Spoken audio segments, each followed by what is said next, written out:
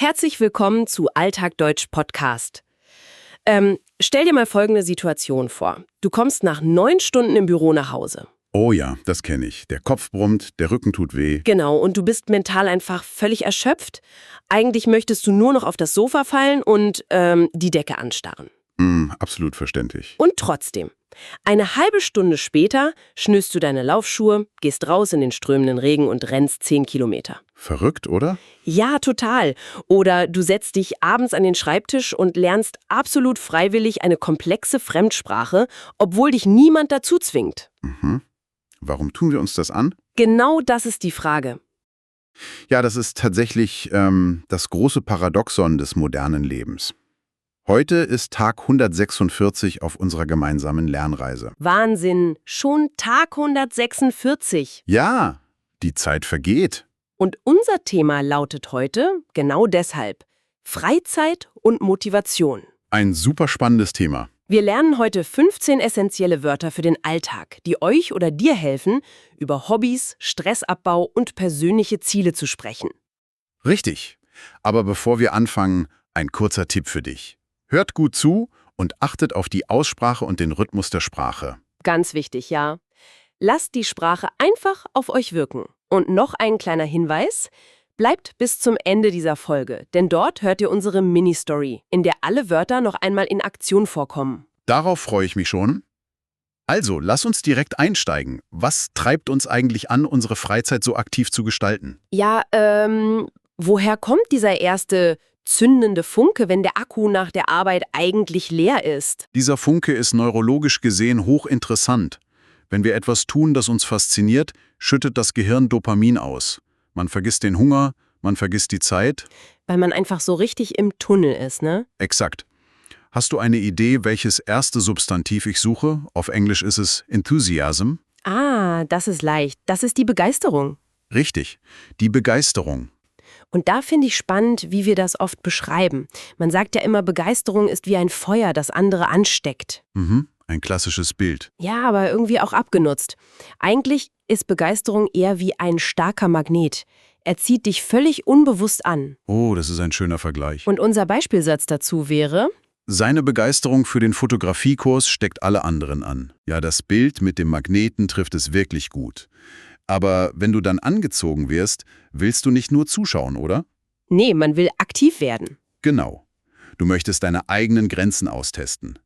Das bringt uns zum zweiten Wort. Im Englischen nennen wir das Challenge. Das ist die Herausforderung. Aber da muss ich mal kritisch nachfragen. Gerne, schieß los.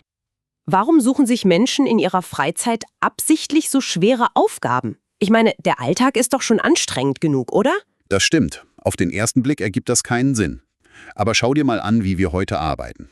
Meistens am Computer, ja? Eben. Wir sehen selten das physische Resultat unserer Mühe. Du schiebst Excel-Tabellen hin und her, aber am Ende des Tages hast du nichts Greifbares in der Hand. Ah, ich verstehe. Und wenn ich als Herausforderung einen Berg besteige? Dann hast du ein kristallklares Ziel. Den Gipfel. Die Anstrengung ist freiwillig und der Stolz am Ende gibt dir total viel Energie zurück. Krass, das heißt, der Berg repariert sozusagen den mentalen Schaden vom Büroalltag. Ganz genau. Man sucht sich bewusst einen Gegenpol. Und das ist unser drittes Wort. Auf Englisch Balance oder Offset. Ah, der Ausgleich. Richtig. Der Ausgleich. Ich stelle mir den Ausgleich immer wie einen Sicherungskasten in einem alten Haus vor. Okay, wie meinst du das? Naja, wenn die kognitive Last durch den Job zu hoch wird, fliegt einfach die Sicherung raus. Der Kopf ist überlastet. Logisch. Wenn man dann abends in völliger Ruhe im Garten arbeitet, legt man diesen Schalter wieder manuell um. Ein Beispielsatz wäre: Gartenarbeit ist für viele ein wunderbarer Ausgleich zum Bürojob. Die Metapher ist brillant. Ein Ausgleich ist etwas Aktives. Aber manchmal ist die Batterie einfach komplett leer, oder? Ja, dann will ich auch nicht mehr in den Garten. Dann brauchst du keine Aktivität, sondern das englische Recovery.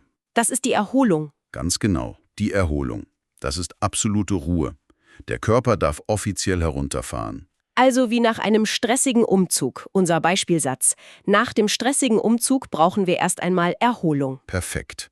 Und wenn wir über das Durchhalten sprechen, fehlt uns noch ein Substantiv. Auf Englisch sagt man Endurance oder Stamina. Ah, die Ausdauer. Genau, die Ausdauer. Und da gibt es einen faszinierenden Aspekt.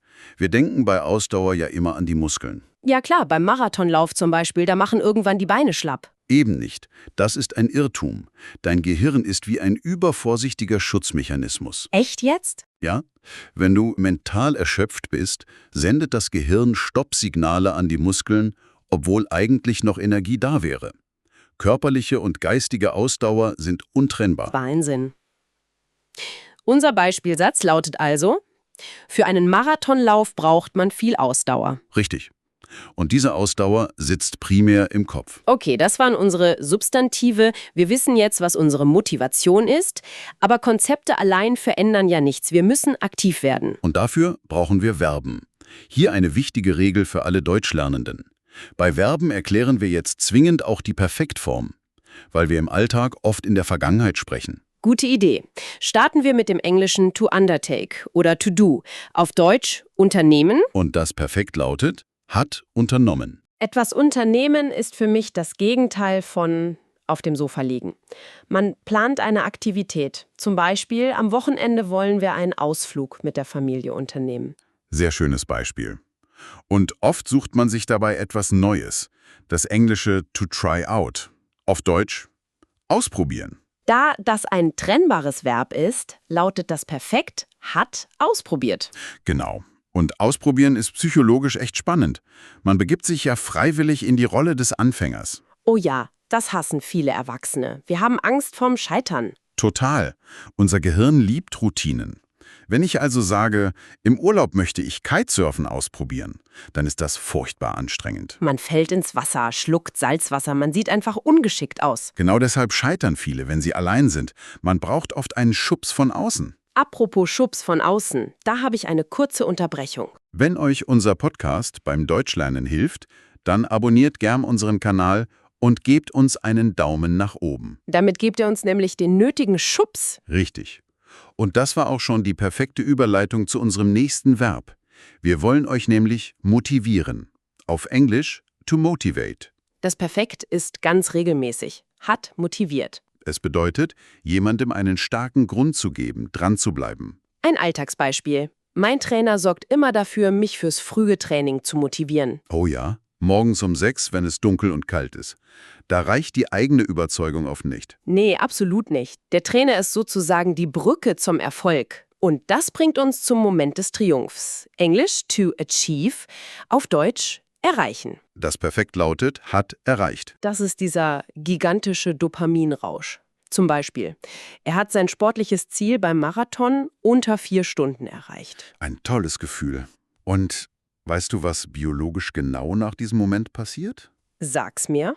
Der Körper schaltet radikal um. Vom Stresssystem in das System für Ruhe. Das ist unser 5. Verb. Entspannen. Auf Englisch to relax.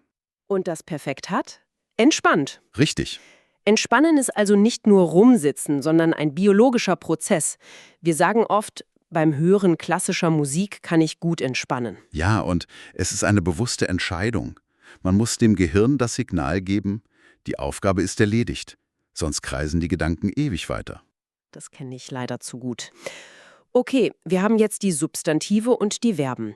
Aber mit welchen Wörtern beschreiben wir eigentlich, wie sich diese Aktivitäten anfühlen? Dafür brauchen wir unsere 5 Adjektive. Sie geben der Sprache Farbe. Wenn wir schon unsere kostbare Freizeit opfern, dann soll das Ganze englisch meaningful sein. Auf Deutsch? Sinnvoll. Genau. Das bedeutet, eine Tätigkeit vertreibt nicht nur die Zeit, sondern hat einen inneren Wert. Ein Beispielsatz.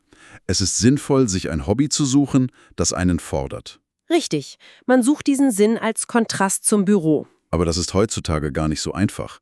Das Angebot ist ja gigantisch. Im Englischen sagt man diverse oder varied. Auf Deutsch nennen wir das vielfältig. Wir könnten sagen, Die Freizeitmöglichkeiten in einer Stadt sind sehr vielfältig. ja, du hattest da vorhin so eine schöne Analogie mit einer Speisekarte. Stimmt. Das ist wie eine riesige Speisekarte im Restaurant. Für jeden Geschmack ist etwas dabei. Der eine geht bouldern, der nächste töpfert, der andere lernt eine Sprache. Es ist fantastisch vielfältig. Aber es ist auch eine Falle. Das sogenannte Paradox of Choice. Weil man sich ständig fragt, war das jetzt wirklich die beste Wahl? Exakt. Und dann fangen wir plötzlich an, unsere Hobbys genauso streng zu optimieren wie unseren Lebenslauf. Wir werden englisch ambitious. Also ehrgeizig. Genau, ehrgeizig. Klingt doch erstmal gut, oder? Zum Beispiel. Sie ist eine ehrgeizige Sportlerin und trainiert jeden Tag. Ja, das ist gesunder Ehrgeiz. Aber es gibt einen feinen Unterschied. Toxischer Ehrgeiz verursacht nur Stress. Wenn das Hobby zum unbezahlten Zweitjob wird, brennt die Sicherung wieder durch. Oh, das ergibt Sinn. Deshalb sollte das Ziel unserer Freizeit immer unser 4. Adjektiv sein. Englisch restful oder relaxing. Auf Deutsch erholsam. Erholsam, ja. Und der größte Feind der Erholung ist heutzutage wahrscheinlich das Smartphone. Ne? Absolut. Die ständige digitale Erreichbarkeit. Unser Beispielssatz lautet: Ein Urlaub in den Bergen ohne Internet ist sehr erholsam. Schon der Gedanke daran lässt meinen Puls sinken. Wenn man das wirklich schafft, passiert ein kleines Wunder. Man wird englisch enthusiastic oder thrilled. Auf Deutsch. Begeistert. Begeistert. Damit schließt sich der Kreis zu unserem ersten Substantiv, der Begeisterung. Ganz genau. Unser Satz dazu: Ich bin begeistert von deinem Reisevorschlag. Erst wenn du erholt bist, kannst du dich wieder für etwas begeistern. Das ist ein toller Kreislauf. So, jetzt haben wir unsere 15 Wörter im Detail besprochen. Und jetzt kommt unsere versprochene Mini-Story. Darauf habe ich gewartet. Lehn dich zurück und hör gut zu, wie alle Wörter ineinander greifen. Hier ist die Geschichte von Lukas, einem ziemlich gestressten Büroarbeiter. Lukas merkte nach Monaten voller Stress, dass sein ständiges Arbeiten am Wochenende einfach nicht mehr sinnvoll war. Er fühlte sich komplett leer. Er brauchte dringend echte Erholung und einen gesunden Ausgleich zu seinem Job. Da er in einer Großstadt lebte, waren die Optionen natürlich unglaublich vielfältig. Er entschied sich schließlich, das Laufen auszuprobieren. Die ersten Runden im Park waren für ihn eine riesige Herausforderung. Alles tat weh. Aber zum Glück hatte er einen guten Freund, der ihn bei jedem Lauf motiviert hat, nicht aufzugeben. Das hat echt geholfen. Mit der Zeit entwickelte Lukas eine spürbare Ausdauer. Er wurde richtig ehrgeizig. An den Wochenenden begannen die beiden, immer längere Distanzen zu unternehmen. Lukas war total begeistert von seinen eigenen Fortschritten. Voller Begeisterung meldete er sich für einen Halbmarathon an. Und nach hartem Training hat er sein großes Ziel tatsächlich erreicht. Wahnsinn. Und der Abend danach auf dem Sofa war für ihn extrem erholsam, sodass er endlich wieder tief entspannen konnte. Da haben wir sie alle. Eine kleine, aber feine Erfolgsgeschichte. Hat super funktioniert. Jetzt seid ihr dran, beziehungsweise du bist dran. Schreibt eigene Sätze mit den neuen Wörtern in die Kommentare. Abonniert den Kanal und gebt einen Daumen nach oben, das hilft uns enorm. Absolut. Und bevor wir uns für heute verabschieden, hat unser Experte noch einen kleinen Gedankenanstoß für dich. Ja, überlegt mal für euch selbst, haben wir heute vielleicht verlernt, uns einfach mal zu entspannen, weil selbst unsere Hobbys oft zu einer ehrgeizigen Herausforderung werden. Das ist wirklich eine provokante Frage. Denk mal in Ruhe darüber nach. Morgen sprechen wir über ein neues, wichtiges Thema: Gesellschaft und Verantwortung. Darauf freue ich mich schon sehr. Vielen Dank fürs Zuhören, viel Erfolg beim Deutschlernen. Bis morgen bei Alltag Deutsch Podcast. Tschüss und einen schönen Tag noch.